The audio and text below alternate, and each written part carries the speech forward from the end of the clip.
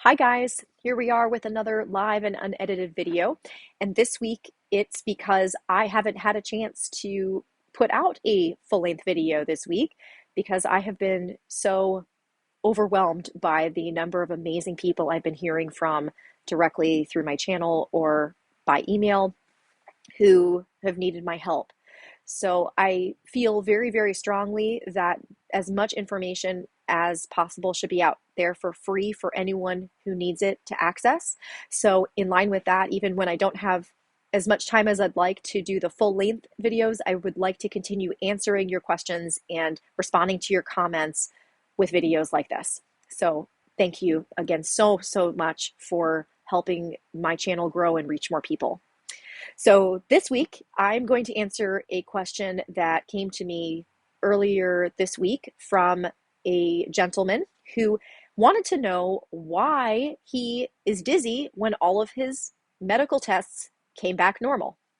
And this is a question also I have heard from plenty of other people. It's probably one of the first ones they asked me beyond when am I going to get better? Okay.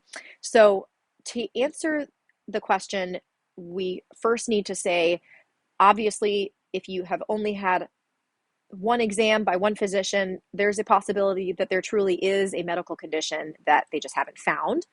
And of course, there's always the possibility, even if you've had several tests, that there is a medical condition that just hasn't been found yet. So that's always a possibility. But what I can tell you is that once dizziness becomes chronic, and by chronic, I mean goes on for several months and starts to evolve from spinning, vertigo, acute dizziness, like throwing up, nausea all the time, to kind of a more general dizziness, unsteadiness, floatiness, disembodiedness, those types of things. Once it progresses to those types of sensations and it goes up and down with the day or your stress levels or your emotions and anything else going on in your life, and when it again goes on for a prolonged period of time, at that point, very, very few people actually have a medical condition that is affecting the structure of his or her body. And by that, what I mean is that the body is healthy, the brain is healthy, there are no growths or tumors or horrible illnesses that are affecting the person and causing the dizziness. At that point, what we're looking at is a neural circuit issue.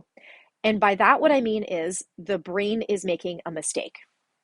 And that is what's causing the dizziness. So let me explain that just a little bit more. So our brains are prediction machines. That's what they are designed to do. And this is for survival purposes. It's a good thing to be able to make predictions about what might happen. This is why we don't step out into the middle of the road before looking both ways. This is why we don't touch hot stoves, at least not a second time, unless you're me. All right. We learn based on our past experiences or the experiences of others or the things people have told us. And that is how we protect ourselves from danger. So this is a very good thing. Our brains have to be able to make predictions in order for us to survive. But sometimes the brain makes bad predictions. It is misinterpreting information and it makes a bad prediction. And that is what happens with chronic dizziness. It's predicting that you're going to be dizzy with movement.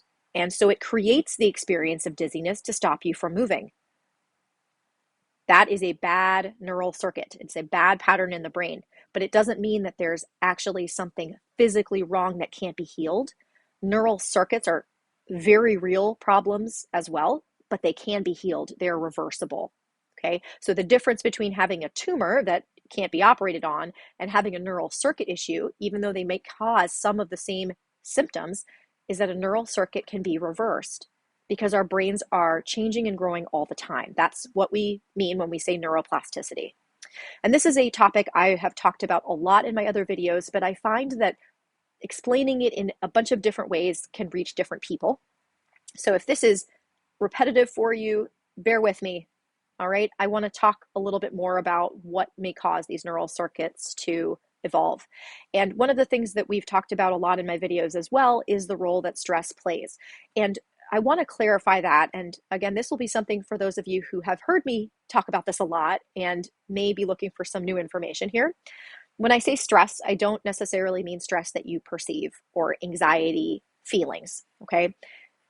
You have two sides to your brain. You have a thinking brain and a feeling brain. Your thinking brain understands nuance. So it understands when you are doing something stressful that it's actually good stress. For example, if you're running a business or you're getting a bunch of new emails from new potential customers, that is good stress, but it's still stress. It's just your thinking part of the brain understands that that's okay. The feeling part of the brain doesn't understand that kind of nuance. The feeling part of the brain knows stress and it knows not stress. So when you end up in a situation where you're repeatedly exposed to stress, your feeling brain is going to look for ways for that stress to come out. And if that stress doesn't have a way out, if you're not aware of the stress, if you're not doing things to help yourself manage the stress, then it gets stuck inside. It causes chemical changes in the brain that can then lead the brain to stay in that fight or flight response that we've talked about a lot, that danger or alarm response. And that makes it a lot more likely that your brain is going to make a mistake, misinterpret totally normal bodily information as something that's dangerous, and then start perpetuating it. In other words, start making it happen more and more and more often until it becomes a chronic issue. So I hope that was a helpful explanation to help expand on this question that I get, again, asked frequently. Guys, you have been amazing. And again, I just want to appreciate you for just a moment here and tell you how much it's helping other people to see your comments and motivate me to continue adding new content to this channel, because we're reaching more and more people who really desperately need this information. If you have chronic dizziness, you are not alone. Look around at the comments in my videos and you'll see you're not alone. You can get better. And I will keep putting out as much information as I can so that you have as many resources as I've got to help you get better. All right, guys, I'll talk to you soon.